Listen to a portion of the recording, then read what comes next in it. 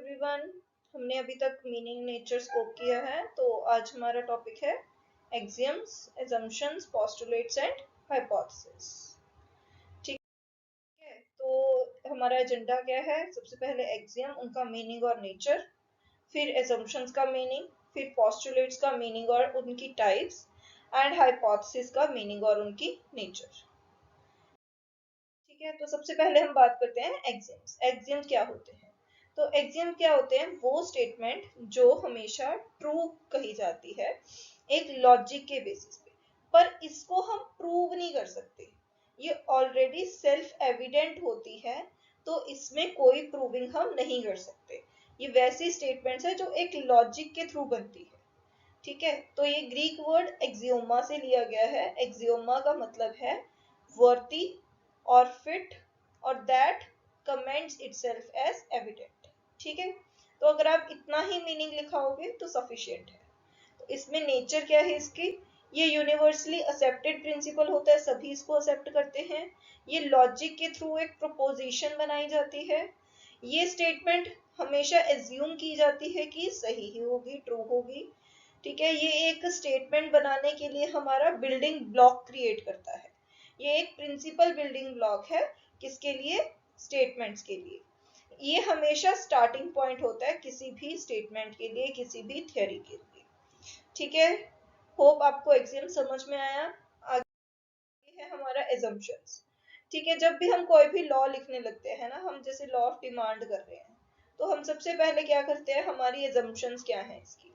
तो एजम्पशंस क्या होती हैं कि income of the consumer constant है, टेस्ट एंड प्रेफरेंसेस कांस्टेंट है, प्राइस ऑफ रिलेटेड गुड्स। मतलब हम पहले ही मान के चलते हैं कि ये सारी चीजें होनी चाहिए, तब जाके हमारा ये वाला लॉ अप्लाई करेगा। तो इसीलिए इसको हम करते हैं प्रीजम्पशंस। प्रीजम्पशंस या पोजेशंस ऑफ समथिंग, पहले ही सोच लेना कि ये है।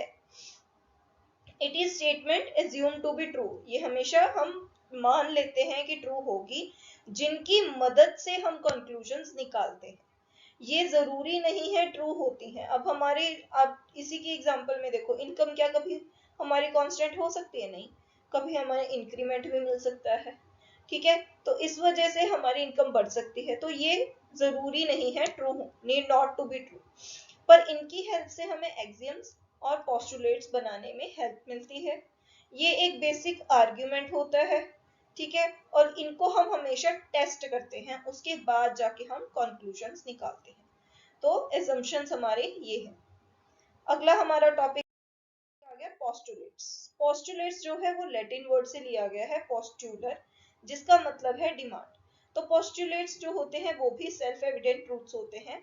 इनको हम फॉर ग्रांटेड लेते हैं, पर ये कुछ ऐसे प्रिंसिपल्स होते हैं जिनके थ्रू हम कंक्लूजन्स डिड्यूस करते हैं, निकालते हैं। तो ये पहले ही कुछ सपोजिशंस हम लेके चलते हैं कि ऐसी होंगी, तो इन्हें कहते हैं पोस्टुलेट्स। तो ये है हमारा यूक्लिड। ठीक है, यूक्लिड की आप जो है 5 पोस्टुलेट्स है वो लिखोगे एग्जाम में। तो हमारी 5 पोस्टुलेट्स क्या हैं इसकी? सबसे पहली है any 2 points can be joined by drawing a straight line. कोई भी अगर आप 2 पॉइंट्स लेते हो, जैसे ये पॉइंट है और ये पॉइंट है, अगर मैं इन दोनों को ज्वाइन कर दूं एक स्ट्रेट लाइन बनेगी। ठीक है, ऐसे स्ट्रेट लाइन बनेगी। तो इस वजह से इसका फर्स्ट पोस्टुलेट ये तो ट्रू है। अगर आप ऐसे लेते हो, ऐसे लेते हो, ऐसे लेते हो, कैसे मर्जी ले लो 2 पॉइंट्स, तो आपकी एक लाइन हमेशा बनेगी ही बनेगी। ठीक है जी। उसके बाद आपका सेकंड पोस्टुलेट आता है ये वाला। तो ये सेकंड पोस्टुलेट क्या कह रहा है कि any line segment can be extended indefinite. Line segment क्या होती है? ये होती है लाइन सेगमेंट। तो इसका कोई भी एंड पॉइंट नहीं होता। जैसे हमने ये बनाया ना, ये 2 डॉट्स लिए तो ये लाइन बनाई, तो लाइन के 2 एंड पॉइंट्स होते हैं। ठीक है, तो लाइन सेगमेंट के कभी भी एंड पॉइंट्स नहीं होते। तो इसको हम एक्सटेंड कर सकते हैं दोनों साइड से, कहीं तक भी, जहां मर्जी तक ये एक्सटेंड हो सकती है। ठीक है, इसे हम बोलते हैं लाइन सेगमेंट। ठीक है, उसके बाद आपका अगला आता है अ सर्कल में be drawn with a centre P with radius R. कोई भी सर्कल हम जब ड्रॉ करते हैं तो उसका एक सेंटर होता है और एक रेडियस होता है। तो सेंटर पी से एक रेडियस हम जो लेते हैं आर, उससे हम कोई भी सर्कल ड्रॉ कर सकते हैं। नेक्स्ट है any 2 right angles are congruent. कोई भी राइट एंगल है, चाहे ऐसे है चाहे ऐसे है, ये दोनों क्या होंगे, बराबर होंगे हमेशा। अगर मैं इसको ए लेती हूँ, इसको बी लेती हूँ, तो एंगल ए एंगल बी के इक्वल होगा हमेशा। और लास्ट पोस्टुलेट हमारा जो यूक्लिड ने दिया है, given a line L and a point P not on L, there is exactly one line through P which is parallel to L। तो मान लो एक लाइन L है, ये लाइन L है। अब P पॉइंट इसके ऊपर नहीं है, इसके मतलब इस लाइन के नहीं है ऊपर, यहाँ पे भी हो सकता है, यहाँ पे भी। तो मान लो ये P पॉइंट है, तो कहते हैं हमारी जो P पॉइंट है उससे एक ही लाइन निकलेगी जो हमेशा L के पैरेलल होगी। तो ये कहता है कि ये लाइन हमेशा L के पैरेलल ड्रॉ की जाएगी जो P पॉइंट से निकल के जाती है। ये है 5 पोस्टुलेट्स ऑफ यूक्लिड। तो इन 5 पोस्टुलेट्स को आप डिटेल में अगर पेपर में लिख के आओगे तो आपका क्वेश्चन बहुत इफेक्टिव बनेगा। नेक्स्ट आते हैं आपके हाइपोथेसिस। तो हाइपोथेसिस जो है वो दो वर्ड्स को मिला के बना है, हाइपो एंड थीसिस। हाइपो का मतलब है अंडर और बिलो, एंड थीसिस का मतलब है रीजन्ड थ्योरी और रेशनल व्यू पॉइंट। तो इस वजह से अगर हम हाइपोथेसिस की बात करें तो ये वो थियरी है विच इज नॉट फुली रीजन्ड, ठीक है, जिसे हम रीजन नहीं कर पाते हैं। ठीक है, तो it provide solution which can be verified, इसको हम वेरीफाई कर सकते हैं इसका सॉल्यूशन को। ठीक है, it is also known as educated और ब्रिलियंट गेस, इसे हम एजुकेटेड गेस और ब्रिलियंट गेस भी कह सकते हैं। ठीक है, तो इसकी नेचर क्या है, ये हमेशा क्लियर होना चाहिए, प्रिसाइसली स्टेटेड होना चाहिए और टेस्टेबल होना चाहिए, हम इसे टेस्ट कर सकते हैं। It require mathematical thinking, proper mathematical thinking होनी चाहिए। जैसे अगर मैं हाइपोथेसिस ले रही हूँ that my mean value should be 40, तो let the hypothesis that my mean value should be 40, तो इसको मैथमेटिकली थिंक करो, थिंक करने की जरूरत है, मैथमेटिकली वैल्यू आनी चाहिए इसकी कुछ, तो इस वजह से होता है। और ये हमेशा वर्बल स्टेटमेंट होती है। ठीक है, ये ट्रू भी हो सकती है, नॉट ट्रू भी हो सकती है, हम इसको प्रूव करते हैं।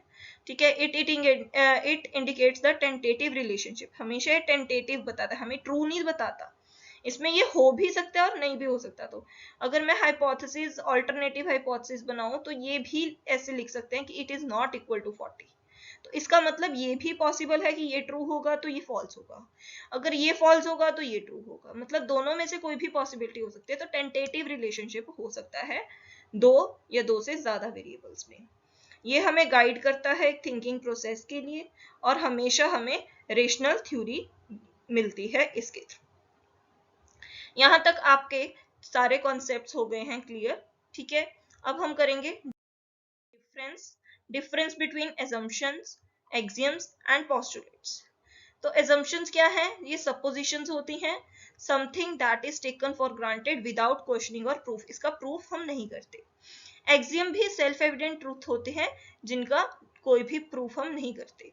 ठीक है, बट postulates क्या होते हैं, सेल्फ एविडेंट ट्रूथ होते हैं which taken for granted without necessity of proof और एक्सप्लेनेशन। ठीक है, नेसेसिटी ऑफ प्रूफ नहीं होता। assumptions need not be true, assumptions true नहीं होती। axiom is a statement और idea which people accept as being true, ये हम accept करते हैं कि ये true है। ठीक है, if you postulate something you suggest it as a basis of theory, argument और कैलकुलेशन, ये हम हमेशा ट्रू ही मानते हैं postulates, क्योंकि हम ये थ्योरी से लेके आते हैं, कोई आर्ग्यूमेंट से लेके आते हैं। assumptions give birth to axioms and postulates, assumptions की हेल्प से axioms और postulates बनते हैं। axiom हमें specific to particular system of logic बताता है और postulates के लिए हमारा एक बेसिक स्ट्रक्चर होता है जिसके थ्रू हम थ्योरम्स डिटरमाइन करते हैं। तो आप कह सकते हो कि assumption से हमारे axioms एंड postulates बनते हैं, axiom से हमारे कुछ लॉजिक बनता है।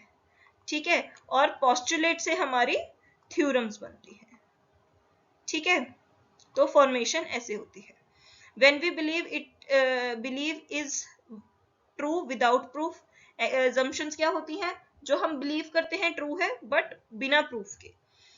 एक्सियम होती है true based on earlier research, मतलब पुरानी रिसर्च कोई प्रूफ है हमारे पास पीछे, उसके बेसिस पे हम इस एक्सियम्स को ट्रू करते हैं। और पोस्टुलेट्स क्या होते हैं, ये रिलेशनशिप्स होते हैं between the concepts, different concepts में रिलेशनशिप होते हैं। assumptions is a supposition or something that is taken for granted without questioning. इसमें कोई क्वेश्चन हम नहीं करते, इसमें हम बैकग्राउंड क्वेश्चनिंग होती है और ये हमेशा ट्रू स्टेटमेंट होती है. हाइपोथेसिस इसके थ्रू ही बनते हैं, एजम्पशंस के थ्रू. एक्सियम्स में एक इमेजिनरी रिप्रेजेंटेटिव होता है जो मैथमेटिकल कैलकुलेशंस के लिए होता है. एंड जो पोस्टुलेट्स होते हैं ये ट्रू तो होते हैं बट ये हाइपोथेसिस से ज्यादा जरूरी होते हैं. ठीक है, तो इस तरीके से ये हमारे डिफरेंसेस हो गए तीनों में. Thank you so much. Please अगर आपको वीडियो पसंद आई हो तो लाइक शेयर एंड सब्सक्राइब जरूर करें और बेल आइकन जरूर दबाएं. Thank you.